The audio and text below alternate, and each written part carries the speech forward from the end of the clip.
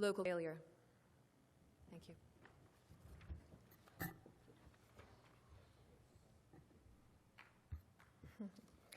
So the success of the RTOG 0236 study begged the question of whether SBRT would be safe and effective in medically operable patients with early-stage lung cancer, who alternately may be offered sublobar resection in lieu of conventional lobectomy. The RTOG 0618 study was a multi-center phase 2 trial evaluating this question, but its results are still not available. To further explore this, multiple studies have been published, either reporting single institution series of SBRT outcomes in operable patients or comparisons of SBRT in medically inoperable patients to surgical outcomes. Conclusions are fairly limited based on these retrospective studies due to small patient populations, different patient selection criteria, and short follow-up periods. Patients reported in the SBRT arms of these studies, moreover, have inconsistent pathologic confirmation, absent surgical staging, and non-standard treatment protocols, dose fractionation, and dose prescription. These lead to imbalances in this and selection biases in any comparisons between these two treatments. Moreover, SBRT studies are difficult to compare amongst themselves and with the surgical literature because of differing definitions of treatment response and local failure. Whereas the surgical literature variably considers local failure as any recurrence in the ipsilateral lung, hilum, or mediastinum, the radiation oncology community have much narrower definitions. Primary tumor failure is distinct from marginal, local, and regional failure. Also, lack of treatment response in the form of stable radiographic disease is not considered treatment failure. Randomized controlled trials are considered the gold standard for evaluating efficacy between two treatments. The ACOSOG Z4099 is a randomized controlled trial comparing SBRT to sublobar resection with or without brachytherapy in high-risk operable patients. This study is currently accruing, albeit slowly. Unfortunately, randomized controlled trials evaluating two altogether different treatments are not easy to complete. And recently, 2 other phase 3 trials seeking to answer the same question were terminated due to poor accrual. In the absence of results provided from a randomized controlled trial, what is the evidence of the highest level provided by surgery for early-stage lung cancer treatment? The Z30 trial was a large multi-center phase 3 trial, randomized between mediastinal lymph node sampling versus dissection in early-stage lung cancer. Patients underwent rigorous nodal sampling and had to have negative mediastinal and hilar lymph nodes prior to being randomized. Thus, on the basis of clinical and surgical staging, the patients enrolled in the Z30 trial represent the purest population of early-stage lung cancer, the same population with potentially curable disease being targeted for local control by SBRT. The Z30 dataset is unique not only because it represents one of the largest randomized controlled trials in thoracic surgery, but it adhered to uniform eligibility criteria, used modern staging procedures, had rigorous data collection that was heavily audited, and employed standardized surgical techniques. So the objectives of this paper were to assess the long-term outcomes of the Z30 cohort. Also, a subset analysis of VATS versus open lobectomy patients was performed by propensity score matching, VATS being a minimally invasive alternative to open lobectomy with a decreased perioperative risk profile. And this point is highly relevant when assessing risks associated with surgery vis-a-vis non-resectional approaches such as SBRT. So the methods are as shown. Differences between groups based on clinical and tumor characteristics were compared. Cumulative survivals were estimated, and the log rank test and Cox proportional hazards regression were used to compare survival and recurrences across groups. Propensity scores were developed to estimate the likelihood of VATS versus open lobectomy, taking into account age, gender, performance status, tumor location, and clinical T-stage. 750 patients were then classified into 5 equal groups, and proportional hazards regression was used to compare outcomes between the VATS versus open lobectomy patients.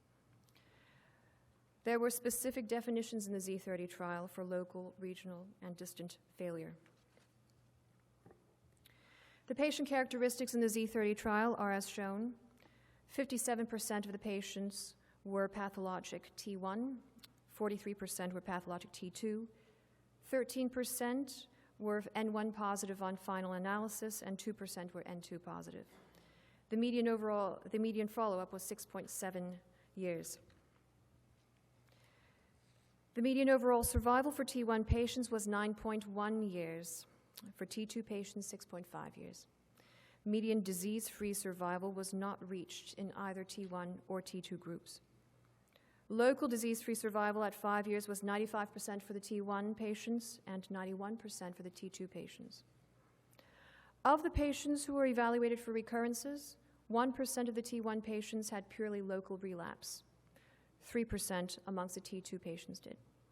Most of the recurrences were distant in nature, with cumulatively 18% of the T1 patients with some form of distant disease and 30% of T2 patients with the same.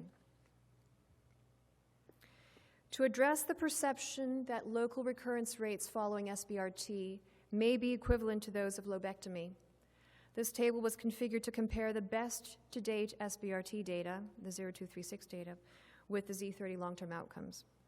Direct comparisons are difficult given the different patient populations, surgical patients on the one hand, inoperable patients on the other. Also, duration of follow-up was different.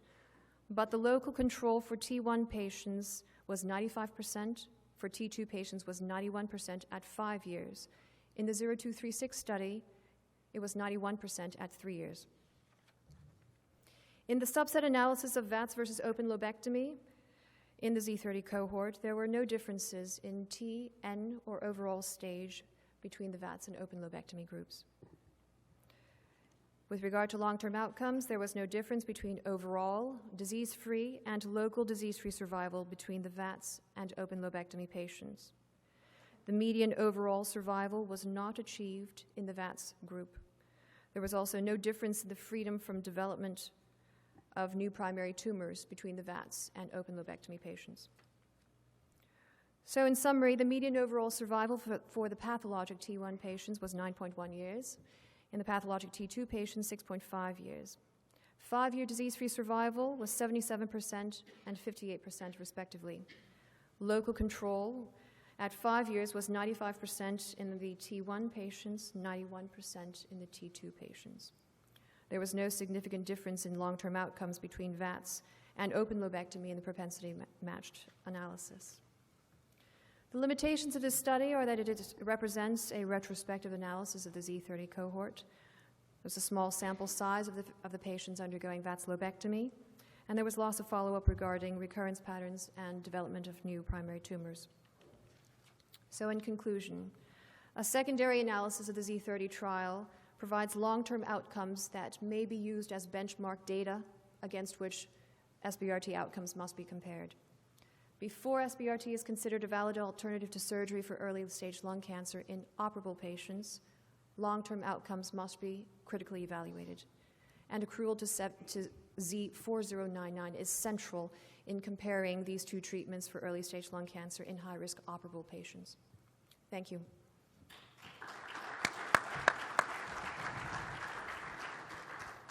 Dr. Swanson from Boston. Dr. Su, that was an excellent presentation, and you showed extreme poise while you were waiting for your slides. I congratulate you on that. What is your message about this paper? Is it that we should pursue more minimally invasive strategies, or they're equivalent, or I think I understand what you were getting at, but do you have a conclusion from what you presented here? This is as good as it gets from the surgical data for early-stage lung cancer treatment. So these data should be evaluated as this dialogue, as the controversy between SBRT and surgery evolves. This is as good as it gets, long-term data in a highly controlled, randomized, from a randomized controlled trial. And one further question, what do you make out of papers we've heard about recently about lymph node dissection or sampling or removal with VATS versus open? Because it seems like the data you're showing shows an equivalent ability to get local and local regional control. Is the correct conclusion that a VATS approach is equally good to getting local and regional control, meaning getting out lymph nodes for early stage lung cancer? Am I understanding that correctly? The VATS versus open lobectomy question is relevant because VATS has been suggested to have a lower risk profile, and the benefits of SBRT lie in its non-invasiveness and minimal risks. With regard to the lymph node dissection, only 7% of the Z30 trial patients underwent VATS lobectomy. So this data is as good as it gets in terms of offering best outcomes, since most of the patients underwent open lobectomy. Blair? I just have a comment, and I'd like to commend Stacey for providing this, because the SBRT literature is comparing us to historic data, not our current data, and they're using poor outcomes, basically. And so we need to keep, even though you might say, oh, well, what's the point? But we need to have our current data out there constantly, because as you might have seen some papers from my institution, they define local recurrence as biopsy proven only. Well, these are medically inoperable patients, some of them, who you wouldn't even biopsy. So they're calling these no recurrence, just residual scar, et cetera, and they're not doing rigorous analysis. So it's important to participate in these trials and have adequate follow-up, because they'll take it right out from under us. Thanks. Stacey, again, great presentation. Can you since you have a large number of patients and they're very much annotated, is it possible for you to look at the older, at the most frail, with the worst pulmonary function and additional comorbidities? Because looking at the data for T1, I mean, it's not going to make 90% much worse, but it will be potentially more comparable, and we can show that even in that population we do better. Is that something you could do? Sure, that can be looked at. The age of the patients were, the Z30 trial was essentially looking at mediastinal nodal sampling versus dissection, and the groups were randomized according to those criteria, but certainly that's something that can be looked into. Sugarbaker, Boston? Yeah, very nice presentation, Dr. Su. Just a question about preoperative staging, particularly in the T2 lesions. Was there any systematic review as to which patients would have preoperative EBUS or mediastinoscopy? The Z30 trial required patients to be node negative from the standpoint of N2 nodes and Hyler N1 nodes. So these patients were staged according to mediastinoscopy in addition to VATS and thoracotomy. EBUS was not utilized during the time period of the study. And how about PET scans? PET scans were not consistently utilized. The study was conducted pre-PET scan, pre-Branpin use. Thank you. But you looked at all T1s, regardless what end status was, to mimic what the SBRT people might be doing? Well, the SBRT data is often quoted in terms of T1 and T2. Right. So some of your T1s were stage 2, potentially? These were pathologic T1 and pathologic T2 data. Thank you very much. Thank you.